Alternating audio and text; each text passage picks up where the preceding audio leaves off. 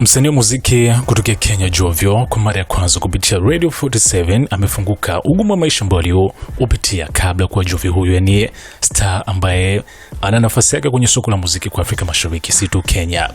Jovio amekumbushia safari yake kipindi ambacho alikuwa na ujauzito wa mtoto wake wa kwanza, na katika kipindi hiko tayari alikuwa ameanza kujihusisha na masuala ya muziki. So katika eneo ambalo anatokea tayari watu ni kama walikuwa wameanza kumfahamu, lakini sasa kutokana na ugumu wa maisha ambao alikuwa nao na ujauzito ambao alikuwa ameupata kwa wakati huo, ilimbidi afanye kazi kwa bidii kwa kutafuta fedha, hasa kwa kufanya kazi ya mama fua, yani kuwafulia watu nguo ili kupata pesa kujikimu. Na anasema ni swala ambalo aliweza kufanikisha katika kazi hiyo. Anadai kuwa alikuwa akitunza fedha kutokana na kazi husika, na hiyo iliweza kumfanya kujifungulia mtoto wake kwenye private hospital. Katika mahojiano haya watangazaji walikuwa wakiamini kile ambacho anakisema, lakini kutokana na ufafanuzi ambao aliweza kusema walijikuta kiguswa na safari ya maisha yake, ambapo anaeleza kuwa ukiachana kwamba hata siku ambayo alikuwa amepatwa na uchungu hakuweza kujifungua na alipaswa kukaa siku kadhaa, lakini aliambiwa kwamba ikitokea muda umeweza kupita ule ambao wanatarajia kwamba angeweza kujifungua, basi angepaswa kufanywa upasuaji, lakini kwa uwezo wa Mwenyezi Mungu alipatwa na uchungu mpaka kujifungua, kwani alichokuwa anajiuliza manawaza hakuwa na pesa kwa ajili ya kufanywa operation, lakini Mungu aliweza kumsaidia. Pindi nilivyokuwa na mimba nilikuwa na save nafanya kazi labda za kufua hivyo na ushafua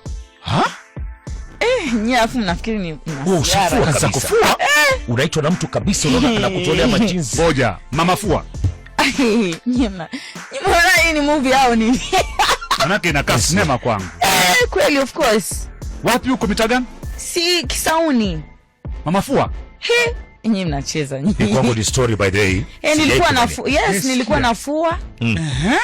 Nilikuwa nafua ndo nipate pesa za kunongoza mtoto. Ndio. Nikasave pesa. Tena nilipambana nikazaa private. Yaani ndio yani na mateso, lakini Let me ask you. Yes. That time were you jovial? Yani nilikuwa sija hit hivyo, lakini watu wananijua. Watu wanakujua. Yani watu wananijua Mombasa kidogo. Okay. Yes. All right. Mimi nataka kujuaje?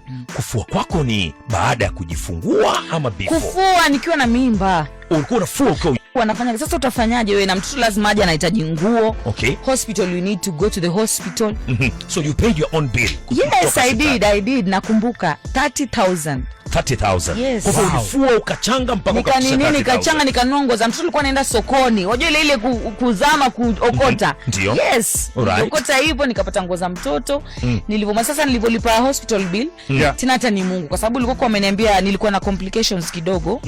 Kwa sababu nimekuwa na shida pia fibroids. Yes, so kulikuwa na complications kidogo. So alikuwa ananiambia ikifika 5, kwa sababu watu wote walikuwa wanaletwa walizaa mbele yangu. Na mimi nilikuwa nimekuja before them. Yes. So akaniambia ikifika 5 asubuhi kama sijazaa normal na nilikuwa operation. Theater. Yes.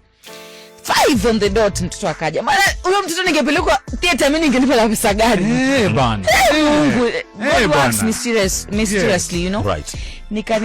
Nikajifungua nikaenda home.